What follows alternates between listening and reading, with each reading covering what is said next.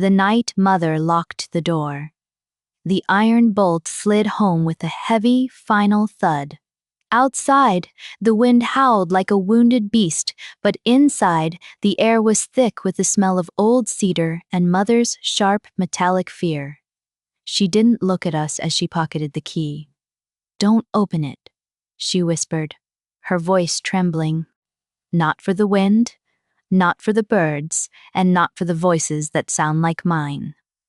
Amara, the eldest, held a flickering candle, watching her mother's shadow stretch tall and jagged against the cellar door before Mother stepped out into the storm, leaving us alone.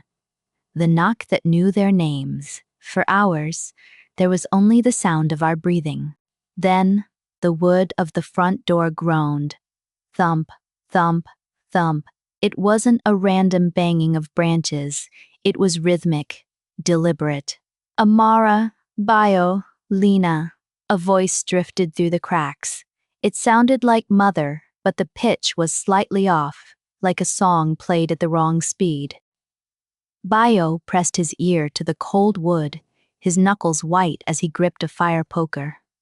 Lena huddled against him, her eyes fixed on the door handle, praying it wouldn't turn, the fifth rule. Mother had left a list tacked to the kitchen table. 1. Keep the lights dim. 2. Never speak above a whisper. 3.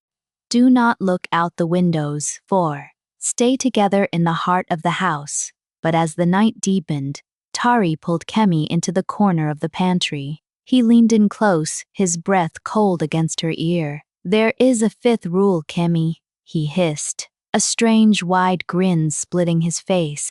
"The fifth rule is to never count the shadows."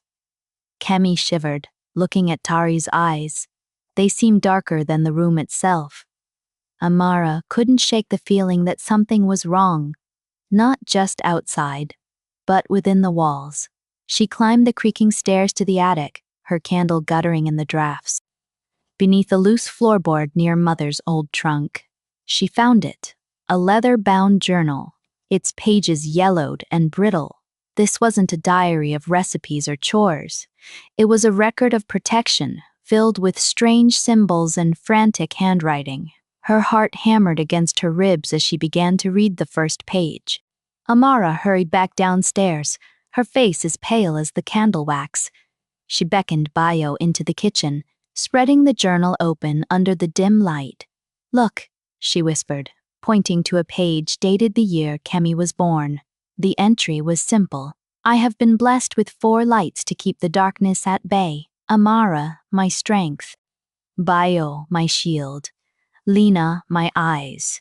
And Kemi, my heart." Bio's brow furrowed. He counted the names once, then twice. 4, he breathed. "But there are 5 of us."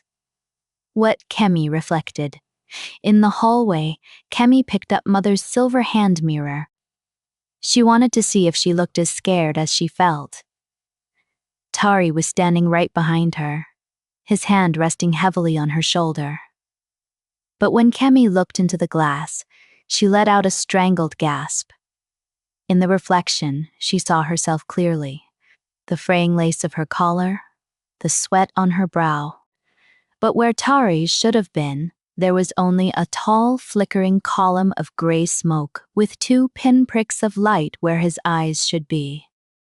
The truth outside the door, Lena couldn't help it.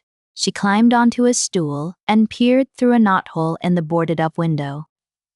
Outside, she saw a woman standing in the snow, wrapped in a tattered shawl. It was Mother. She wasn't trying to get in. She was drawing a circle of salt around the entire house. Mother looked up, her eyes meeting Lena's through the hole. She held up 4 fingers, her lips moving in a silent prayer. Then she pointed toward the kitchen, her face twisted in a mask of absolute sorrow and warning. Amara burst into the room, the journal gripped in her shaking hand. "Tari!" she shouted, forgetting the rules of silence. Tari stood in the center of the rug, his posture unnaturally still. "Who are you?" she demanded. Mother's book says they were only 4. We grew up with you, we played with you. But you aren't in the pictures, you aren't in the stories. Tari didn't blink. His shadow began to detach itself from his feet, crawling across the floor toward Amara like spilled ink. The fifth silence. The air in the room turned freezing, and the candles blew out all at once. In the dark, a new sound emerged. Not a knock, but a low, vibrating hum that felt like it was coming from inside their own skulls. Tari's face began to stretch, his mouth opening wider than any human jaw could manage. Kemi fell to her knees, covering her ears as the fifth silence took hold, a void of sound that swallowed their screams. The imposter wasn't a guest. It was the very thing Mother had tried to lock out, already inside, wearing a brother's face. When the sun finally rose, the front door clicked open. Mother stood in the threshold, her hair white with frost. She found Amara, Bayo, Lena, and Kemi huddled together in the center of the kitchen. They were safe, but they were different. They sat in a perfect circle, leaving a wide, empty gap where a fifth person had once stood. The house was quiet, the entity gone back into the shadows, leaving behind only the memory of a brother who never was. The fifth silence remained, a cold space in their hearts that would never be filled.